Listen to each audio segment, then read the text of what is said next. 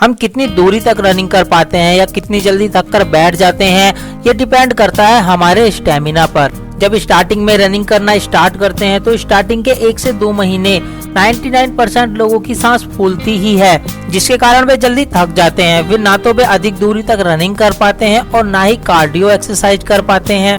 आपने भी बहुत सारी वीडियो देखी होंगी, कोई कहता है रनिंग के टाइम नाक से सांस लेना चाहिए और कोई कहता है मुंह से सांस लेना चाहिए। ये सबके अपने अपने व्यूज हैं, लेकिन इससे होता क्या है कि हम कंफ्यूजन में पड़ जाते हैं कि यार अब नाक से सांस ले या मुंह से सांस ले। तो आज मैं आपको 3 अलग अलग कंडीशन में 3 टाइप से सांस लेना सिखाऊंगा। 1600 मीटर की रनिंग के टाइम कैसे सांस लें, वेट लॉस करने के लिए रनिंग कर रहे हैं तो कैसे सांस लें, या फिर 5000 मीटर की रनिंग पूरी कर रहे हैं तो कैसे सांस लें। तीनों अलग अलग कंडीशन है, तीनों कंडीशन में हम एक ही तरीके से सांस नहीं ले सकते। तो चलिए दोस्तों, बिना टाइम वेस्ट के वीडियो को स्टार्ट करते हैं। लेकिन उससे पहले अगर आप हमारे चैनल पर नए हो तो चैनल को सब्सक्राइब कर लीजिए और पुराने हो तो नोटिफिकेशन बटन को ऑन रखिए। सबसे पहले हम बात कर लेते हैं 1600 मीटर रनिंग की। अगर आप 1600 मीटर रनिंग का पीछा कर रहे हो तो आप नाक और मुंह दोनों से सांस लीजिए। तो अब आप सोच रहे होंगे ऐसा क्यों? तो ऐसा इसलिए, जब हम 1600 मीटर की फास्ट रनिंग करते हैं तब हमारा जो हार्ट है वो बहुत तेजी से पंप करने लगता है, जिसके कारण हमारी बॉडी को अधिक ऑक्सीजन की जरूरत होती है, जो सिर्फ नाक से सांस लेने से पूरी नहीं होती है। अब कुछ लोग कहेंगे कि सर नाक और मुंह दोनों से सांस लेने पर गला सूखने लगता है, फिर रनिंग नहीं कर पाते हैं। देखिए दोस्तों, होता क्या है कि जब हम फिजिकल के लिए जाते हैं तो रनिंग के टाइम ना चाहते हुए भी हमारा मुंह खुल जाता है, लेकिन हमने तो प्रैक्टिस की थी नाक से सांस लेकर, और वहां पर हमारा मुंह खुलने के बाद नाक और मुंह दोनों से सांस लेने लगते हैं। तो ऐसे में फिजिकल के टाइम रनिंग करते हुए गला सूखने लगता है और स्पीड डाउन होने लगती है, फिर फिजिकल क्लियर नहीं हो पाता है। सो बेहतर है पहले से ही अपनी बॉडी को नाक और मुंह दोनों से सांस लेकर तैयार करो। हाँ, 2-4 दिन प्रॉब्लम होगी, गला सूखेगा, स्पीड डाउन होगी, लेकिन कुछ समय के बाद आपकी आदत बन जाएगी और आप नॉर्मली रनिंग करने लगोगे। लेकिन जब तक आप नॉर्मली रनिंग नहीं कर पा रहे हो तब तक गला सूखने से बचने के लिए 8 से 10 लीटर पानी डेली पीजिए।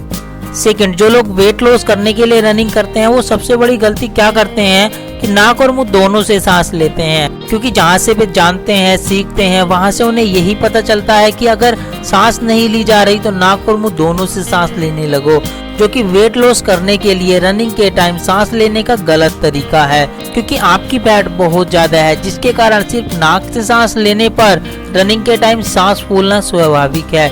इसलिए जिनकी फैट बहुत ज्यादा है उन्हें मुंह बंद करके नाक से सांस लेना चाहिए। हाँ, मुंह बंद करके नाक से सांस लेकर रनिंग करने से आपको ऐसा फील होगा जैसे आपकी सांस घुट रही है।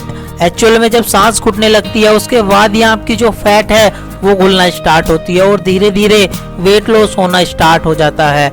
लेकिन जो लोग सांस फूलने पर ज्यादा ऑक्सीजन के चक्कर में मुंह से सांस लेने लगते हैं, फिर वो बहुत लॉन्ग टाइम में भी अपना वेट लॉस नहीं कर पाते हैं।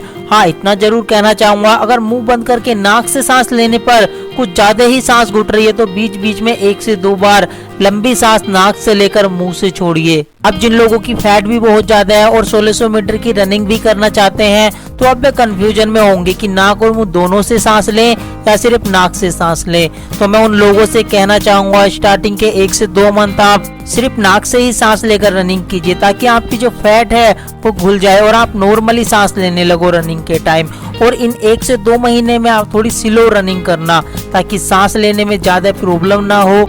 और इन 1 से 2 महीने के बाद जैसे जैसे आप अपनी स्पीड बढ़ाना स्टार्ट करोगे, वैसे ही आप नाक और मुंह दोनों से सांस लेना स्टार्ट करना। थर्ड, अब बात कर लेते हैं उन लोगों की जो 3000, 5000 या इससे ज्यादा डिस्टेंस की रनिंग को कवर कर रहे हैं। दोस्तों, हमेशा याद रखना है, ज्यादा दूरी की रनिंग का पीछा करते हुए आपको स्टार्टिंग के 800 से 1000 मीटर आपको नाक से सांस लेनी है, और बाकी की बची हुई रनिंग में आप नाक से सांस लीजिए और मुंह से छोड़िए।